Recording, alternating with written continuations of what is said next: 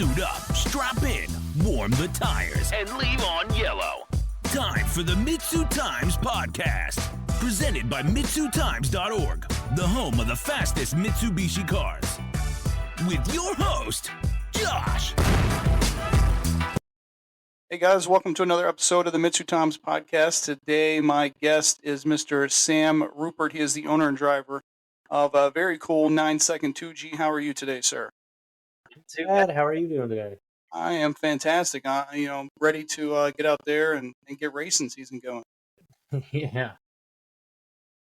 Well, Sam, I want to jump right into it. Tell us a little bit about yourself and what you drive. Well, like you said, my name is Sam Rupert. I got a 95 Eagle Talon, TSI all-wheel drive.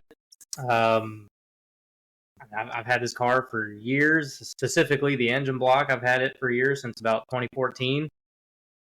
And, yeah. So, Sam, what originally got you into DSMs? So, originally, and this is probably a very typical answer, the first Fast and Furious movie. Of course. Fell in love with it when I first saw it, and I hadn't had my first car yet when I had seen the movie for the first few times. And I was 17 years old looking for my first car, and it just so happened that the one that I found was a 95 Eagle Talon. And at the time that I got it, I didn't realize it was the same car as the Eclipse and the Fast and Furious, and it just snowballed from there. The love just grew. Oh, yeah. So, Sam, to break the ice a little bit for this podcast, if your 2G Talon was a character in any movie, what would it be, or who would it be? That is a really, really hard question to answer. I can't think of a specific character right now, but if I had to say something, the first thing that comes to mind is Lightning McQueen. I don't know why, but it just feels fitting. Just wants to go fast. It does. It really, really does. Well, Sam, let's talk about the setup. You talk about a 2-liter long rod. What else is going on under the hood? Oh, yeah. So the 9.5 runs have been on a Precision Gen 2 6266.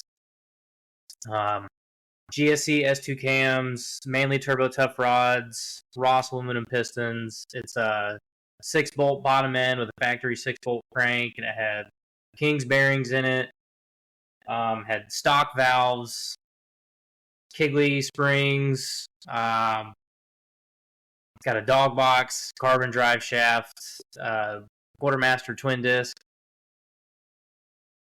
and a lot of boost. A lot of boost. What about, you talked about the dog box and the twin disc. Is there anything done to the axles? So the rear axles are, I believe there was a company in Canada called QA1. They made custom axles. Jason Drew actually referred me to them. So I've been running their rear axles, and the front axles are actually just right off the shelf from O'Reilly's. Some way, somehow, they've taken all of this abuse and have shown zero signs of failure so far. It seems like some people just have really good luck with those parts store axles. Yeah, and then the transfer case is a Magnus transfer case with the billet steel gears, all billet aluminum housing, full carbon drive shaft front to back. And then the car recently got a 3000 GT rear end with a Volk Metalcraft rear subframe. And that thing is a work of art. Yeah. It's almost a shame you can't see it. Yeah, it really is. So what about going on the inside? I know you have a nice cage. What else is what's going on the inside? It's pretty bare bones on the inside. It's completely gutted. There's a fuel cell where the trunk used to be. There's now a big aluminum sheet there. It's got one Hellcat 525 feeding a surge tank that has two Hellcat 525s in it, which feeds the engine with the Dash 8 line. It's got some cage. I honestly don't know who made the cage. I bought this car a couple of years ago from a buddy I met in college. He sold me the car for $600 with the cage already installed. So I jumped on that as quickly as I could. Can't blame you there. And it's got the Sparco Sprint driver seat, and, had a KDN shifter on it, and then switched to a Fat Boy Racing shifter, and that's been rocking that for quite some time now. Haven't really had any problems with that.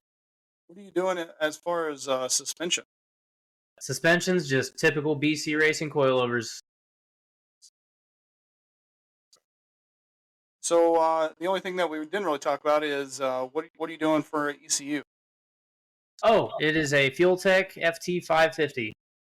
And who's behind the keyboard on that? That would be me. Nice. Doing it all yourself. Yeah, I'm trying to do as much of it myself as I can. Love it. So, obviously a lot of people wish that they were in the position you were with the 9-second 2G.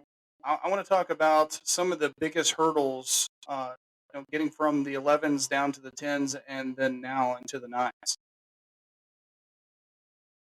see, the biggest hurdles. Keeping the drivetrain in the car. At least that's what it's been for me. So this particular engine has been built since about 2014 and has been in multiple different chassis. It started out as a front-wheel drive chassis with just the same built bottom end that's in the car right now, stock cylinder head, and basically stock everything else. So I had a really, really good starting point to just start putting on bolt-on power, bigger injectors, bigger turbo, bigger cams, all these other things, and I knew the engine was going to take it, and it did. My biggest problems with continuing to go faster and faster has been drivetrain breakage, whether it be the drive shaft itself, lots of transmissions, and rear diffs. A 3000 GT rear diff should fix that problem. Yeah. Hopefully I don't have any more breakages.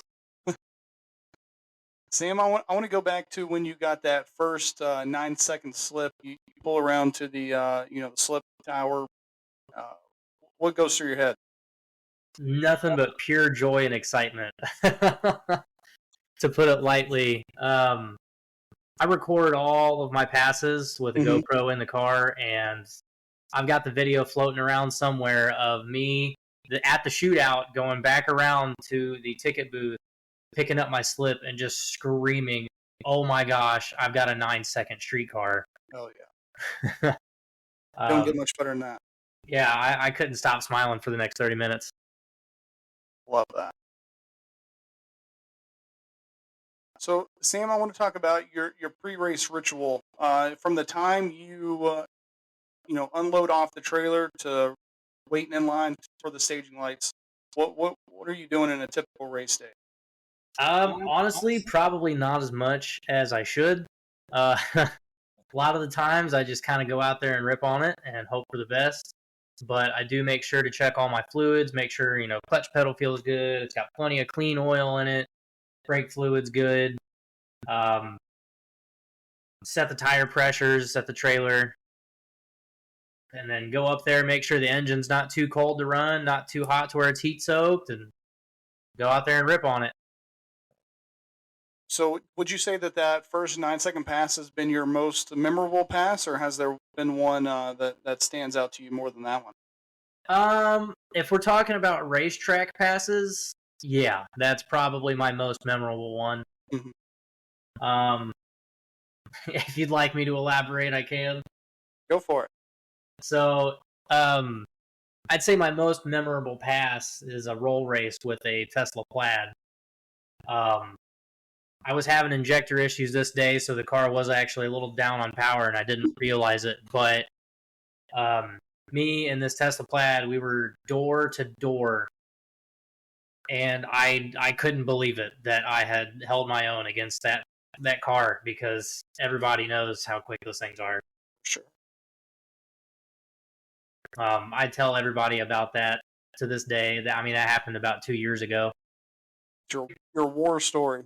Oh yeah, it's my war story for sure. That, honestly, the engine should have had some damage from that, because one cylinder was running pretty lean.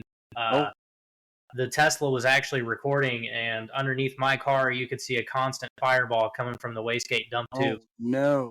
Yeah, but there's no signs of damage. Car did great. I fixed that injector. It easily picked up a lot of its power back. And unfortunately, have not been able to find that guy since, but would love to rematch. Well, Sam, have you ever had, one of those sketchy moments where, it cuts hard to the left or is going towards the wall, anything like that? No, the car's been surprisingly safe. The worst thing I've seen happen is when I was at the track. Again, this was also at the shootout. This was in 2022, I believe. I was shooting for my first 9-second pass, and this was in an older chassis with the same engine in it. Took off real well, went all the way through first gear. I slammed second. A couple mile an hour into second gear, the rear diff just let go. My adrenaline was pumping so much that for some reason I was thinking like maybe it's wheel hop or something. I'll keep going, About a second later, I realized that it was still making some pretty gnarly noises, so I pulled over, and rear diff had pretty much exploded. Has that been your worst mechanical failure so far? I've had multiple transmissions fail on me. Mm-hmm. None of them which have made the car kind of lock up on itself. But that was the scariest one by far. It's why I mean I guess it happens to auto guys too, but the manual going out is just so scary. Yeah. Because I mean if something locks up, you don't have like a fluid cushion to help the engine survive that kind of breakage, Right. It's so much more brutal, I guess is the right word. Yeah. Oh yeah. And that differential failure probably led to the next transmission failure that the car had. Sometimes that's how those things, it's almost like a slinky effect. Oh yeah. That car's had a stock 2G transmission for quite some time. Matter of fact, I was on the dyno. It was on a Mustang dyno. The car made 715 on a factory transmission, and I probably put 3,000 miles on it like that, beating the crap out of it all the time. No kidding. Yeah. You set up the no lift to shift right, and they last. Not forever. They last longer. That's good to know. Hopefully, people out there listening are taking notes. This episode of the MitsuTimes podcast is brought to you by H Tuning. They offer in-person and remote tuning services for all Mitsubishi models, from stock ECUs to standalone computers. With agents across Canada, Puerto Rico, and the U.S., there isn't a car they can't reach. You can find them on Facebook or Instagram at H-Tuning or on WhatsApp 787-969-0046. Sam, what's one mod that you would never touch even if most DSM people swear by it? That's a really tough question to answer. I guess the only big thing that I can really think of is putting a crazy heavy pressure plate on your clutch. You don't need it. You don't need to go through leg day every single time you drive your car, because there's plenty of clutches out there that have an OEM or close to OEM feel that can hold tons of power. Right. South Bend is a very good example of that. I had a South Bend clutch that I purchased from Tim Zimmer, and that clutch held every bit of 500 foot-pounds of torque, and it felt like a clutch. Is it just like certain types of clutches that give you that real heavy feel in the manuals? I'm an auto guy myself, so I'm not as familiar.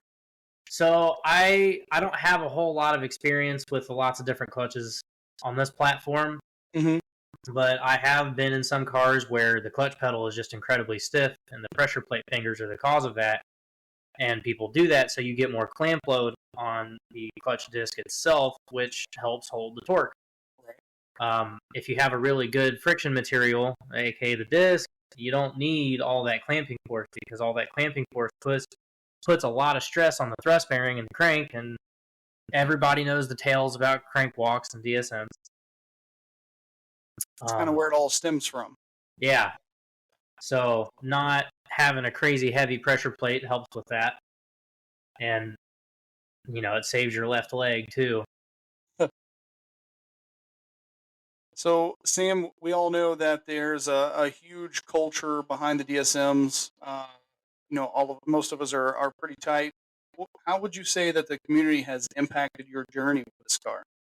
I would say very positively. I've gotten a lot of help from people along the way when it comes to asking, for very specific advice, because thankfully, just about everything I've tried to do or am currently trying to do, somebody's done it before and has figured out this problem. So it's really easy to usually get on, DSM Talk or DSM Tuners Forum and find a problem or find a solution to the problem you have. If that doesn't work, you can typically get on Facebook, and most of the time you can find a solid answer amongst all the other crap you may get. And the friends that you have that also have these kind of cars, they're all very, very helpful. They don't belittle you. If you need help, they give it to you. Yeah, I mean, it's been mostly a positive experience with the community. Everybody wants to see everybody go fast in the community. I think that's what I love the most. Yeah, everyone's very, very supportive. Well, Sam, if money wasn't an issue, what would your dream 2G build look like? Oh man, if money wasn't an issue. Well, I tell you, the car would have a nice paint job on it by now, and it would look as fast as it is. It would probably have, a billet block with some billet connecting rods, kind of like Red Demon style. I'd love to shoot for 7s all day long, but it gets so expensive. You break one thing, it could lead to, tens of thousands of dollars of parts failures. And if you want to keep going that fast, you got to dump it all right back into the car. So there's a line you kind of have to draw. You got to know when enough is enough. Yeah. No kidding. I haven't found that line yet, but I'm sure I'm getting close to it. What turbo is on your dream build? What turbo's on my dream build? Oh man, that's a hard one. Probably something Apex, because I've just seen them make tons and tons and tons of power for the small sizes that they have. I think I saw a post from the Boost and Performance team the other day of an Evo making 900 wheel horsepower on a 64 millimeter Apex turbo, which is just crazy. So, Sam, what's next for this build? More power, updates on the cage, or are you just straight shooting for 8s? Yes to all of that. That's the answer I wanted. Yeah. We're not slowing down anytime soon, that's for sure. The car is actually currently being rebuilt right now. Last September at the shootout, I experienced an oil pump failure, which sent some shavings through the engine. So luckily, I caught it before any major damage happened. The crankshaft and everything else was actually savable, but the oil pump had pretty much lodged itself into the case and was no good anymore. So as the whole build has been going along, it's been the mindset of, if it breaks, upgrade it. Don't deal with it again. Make sure it doesn't happen again. So I shelled out the money for a frontline fab oil pump, so I shouldn't have to worry about oil pump failures anymore. Car is also getting a Precision Gen 2 6870. Ooh. So yeah, I'm shooting for the miracle 4-digit horsepower number to the wheels. Ready to take down the big dogs. Oh yeah, I'm ready to start running some 8s. I'm hoping for at least an 8.9 this year. Oh yeah, I love that. So, Sam, being around this community for as long as you have, what are some common mistakes you see that new racers are making, or even new DSMers are making? So it's where I live, it's pretty hard to see new DSMers. Mm-hmm.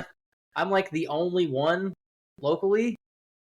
I've got like 2 other people that I know of that have DSMs. Most of them are just broken, or they're spending more time in the shop getting upgrades than they are driving them. Right. So, and to be completely honest with you, I'm still somewhat of a new racer. I think I've been on a drag strip maybe 10 times my whole life, and I'm figuring all this stuff out as I go. So you're learning quick because you're killing it. Thanks. I appreciate that. Again, help from the community has been a wonderful thing. But I guess the biggest advice I could give to somebody new is drive your car. Go out, have fun with it, make small changes along the way, because if you try to make it perfect, you'll never have time to enjoy it, and you'll lose the motivation to keep going. Right. I think we see that happen way too often. Yeah. Yeah, people want to have, the baddest car on the street and their platform, so they'll dump, thousands and thousands and thousands of dollars into it, and it'll be sitting on the lift for a year or 2 years, and it's like, are you going to have fun with it? How do you know you're even going to like the car when it's done? It's the small changes, baby steps along the way that really help build the car and your connection to it. If you don't have a connection with your car, it's not going to be fun. It does seem like far too often these days everybody's shooting straight for 1,000 horsepower when, working your way up the turbos is really the best way to do it. Yeah, I wholeheartedly agree, and that's been this build for sure. It started out with a 16G, an Evo 316G on 12 pounds of boost, then went to an HX35, maxed it out, HX40, maxed it out, the 6266, now moving on to the 6870. Well, Sam, what events can we see your car in action at this year? 100% will be at the shootout this year. Not entirely certain what other events I'll be able to make this year, but I will definitely be going to the shootout. That's kind of the one. As long as you make that one, that's all that matters. Yes, absolutely. But I mean, you start getting up into the 8s, you're going to be looking at maybe World Cup one day. You know what? I hope so. I hope the car gets that fast. Well, Sam, is there anybody that you want to kind of like friendly call out this season? Anybody that you're shooting for either on the list or in person? Oh, yeah. My buddy Dennis James. He's got one gnarly 1G build coming along, and when it's done, it's going to be really, really quick. If he gets all the gremlins figured out, it should be a mid to low 9-second car all said and done. Calling him out right now. Get it done. Let's line it up, guy. Do this. Hell yeah. Gonna hurt his feelings with the new build. Fingers crossed, Sam, where can people find and follow you on social media? So, I'll be honest, I don't have a big social media kind of presence. The only place I really post anything about the car is either my Snapchat or my Instagram. My Snapchat is _Samus, SAMMUS, and my Instagram is Sam1800. Those are the only two places you'll ever really see me post about the car. All right, Sam, at the end, I always give people a chance to give a thanks or a shout out to anybody who's helped them out along the way, anybody who's helped them get their car where it is. Is there anybody that you want to give a thanks or a shout out to? I want to give a humongous shout out to Tim Zimmer for dealing with my constant questions. I'm sure I've annoyed the crap out of him, but he is the one who built the dog box and the transfer case for me, and they have been absolutely flawless. The car would not be where it is today without his help and his guidance. Another big shout out to my buddy Adam Lentz. He's the one that got me going to the shootout and has probably gotten me in the mindset to keep going faster and faster. He's a great guy, great friend, and I can't wait to see him at the shootout again this year. All right. Well, Sam, thanks for taking the time to come on here and share your story. And I definitely can't wait to see that 899 slip come through the inbox. Yeah. I will definitely send it to you. Don't you worry. Awesome. Well, thanks again, and I can't wait to see you at shootout. Yeah, man, you too. Thank you for listening to the MitsuTimes podcast. Check out our Instagram and Facebook for daily updates. Get added to our list by going to MitsuTimes.org and clicking Submit a Slip. Thank you to all of our sponsors.